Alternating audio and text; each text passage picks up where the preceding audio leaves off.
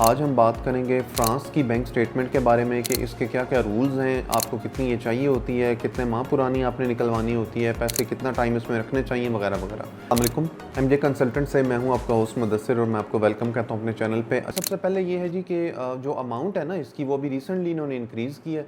Last time तक ये 25 लाख थी तकरीबन, तो अभी इन्होंने इंक्रीज़ करके 33 लाख कर दिया इसको, 33 लाख पाकिस्तानी रुपीज़। और कोशिश आपने यही करनी है कि 2, 4, 5 लाख ऊपर ही हो, तो वो ज़्यादा सबसे मतलब कि एक प्रैक्टिकल इसमें ये एडवाइस होगी मेरे एंड से। और इसमें जो बेसिकली आपको स्टेटमेंट दिखानी है वो लास्ट 6 मंथ्स की दिखानी है। अब जैसे फॉर एग्जांपल आपके पास आ गया अपॉइंटमेंट आ गई वीज़ा की, उससे 2-3 दिन पहले आपने पिछले 6 माह की स्टेटमेंट निकलवा लेनी है। लेकिन ये ज़रूरी नहीं होता कि पैसे 6 के 6 महीने उसमें हो। आप चाहें तो स्टेटमेंट निकलवाने से लाइक हफ्ता पहले, 10 दिन पहले, महीना पहले भी पैसे रख सकते हैं। द मेन थिंग इज़, जो सबसे इम्पॉर्टेंट चीज़ है वो ये है कि आपके पास ये प्रूफ होना चाहिए कि ये पैसे आपके पास आए कहाँ से हैं। अब फॉर एग्जांपल उसमें आप डिफरेंट आप सोर्सेज दिखा सकते हैं।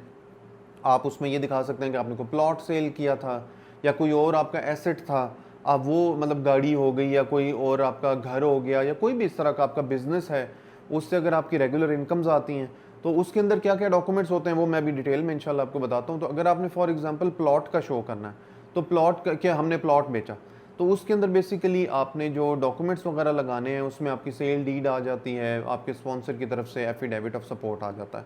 इसी तरह अगर आपको बिज़नेस का शो करते हैं तो बिज़नेस के अंदर जो है वो आपने एफबीआर के जो टैक्स रिटर्न्स हैं वो डाल देने हैं, उसमें वो दिखाने हैं। उसके अलावा आपने जो आपके जो मंथली उस पर ट्रांजैक्शंस होती हैं, आपके फॉर एग्जांपल बैंक अकाउंट में पैसे आते हैं बिज़नेस से, तो कोशिश करें कि ऐसा ही बिज़नेस दिखाएं जिसका आपके पास एक्चुअली बैंक में प्रूफ हो।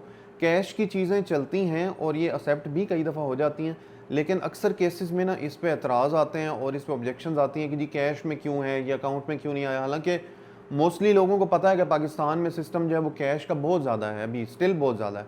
आई मीन हमारे पास इजी पैसा आ गया है, बैंक कार्ड्स आ गए हैं, जैज़ कैश आ गया, बट स्टिल हम लोग कैश को जो है ना वो ज़्यादा वो प्रेफर करते हैं। तो इसमें यह है कि अकाउंट वाला आपने दिखा देना है जिसमें आपको उस बिज़नेस की जो है वो ट्रांजैक्शंस वगैरह आती हैं।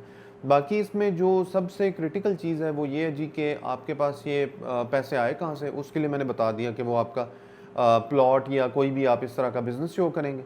उसके बाद फिर आपके पास आ जाता है कि ये अकाउंट जो है ये स्टूडेंट का अपना होना ज़रूरी है। इसमें आप ये नहीं कर सकते कि आप स्पॉन्सर का अकाउंट शो कर दें, लाइक आपके फादर आपको स्पॉन्सर कर रहे हैं। अब आप ये नहीं करेंगे कि आप अपने फादर की बैंक स्टेटमेंट शो कर दें जिसके अंदर ये सारे पैसे पड़े हुए हैं। आप अपने नाम पे आपके अकाउंट खुला हुआ हो, वो 6 माह पुराना हो। आइडियल केस में तो ये है कि 6 माह पुराना हो। अगर किसी का 3 महीने पुराना भी है, 2 महीने पुराना भी है, स्टिल इट्स फाइन।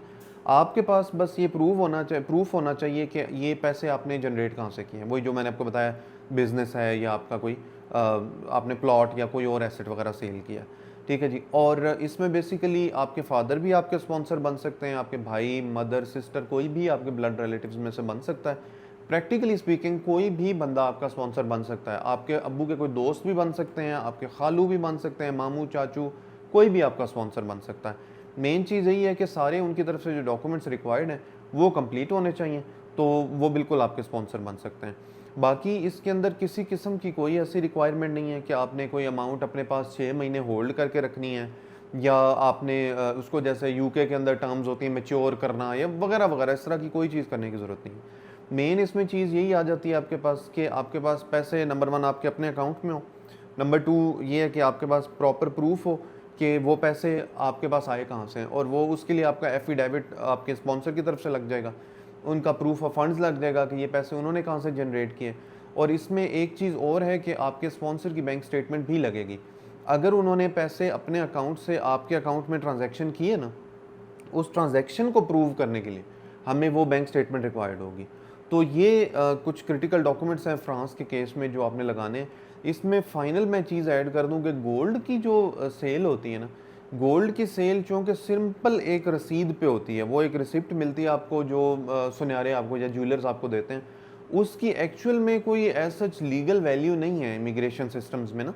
तो इस वजह से वो फिर उसको उतना ज़्यादा वैल्यू नहीं दी जाती प्रूफ ऑफ फंड्स में। और मैं भी रिकमेंड नहीं करता अपने स्टूडेंट्स को कि आप गोल्ड का दिखाएं। हाँ, अगर ये है कि आपके पास कोई इस तरह का प्रूफ है जिसमें कोई एग्रीमेंट वगैरह आपका बना है तो yes then you can use that. Otherwise मैं रिकमेंड ये करता हूँ कि आप प्लॉट का सेल या कोई और इस तरह का बिजनेस वगैरह आपका है तो वो आप शो करें। तो ये थे जी रूल्स फ्रांस की बैंक स्टेटमेंट से रिलेटेड। इंशाल्लाह मिलते हैं नेक्स्ट वीडियो में। अल्लाह हाफिज़, अस्सलाम वालेकुम।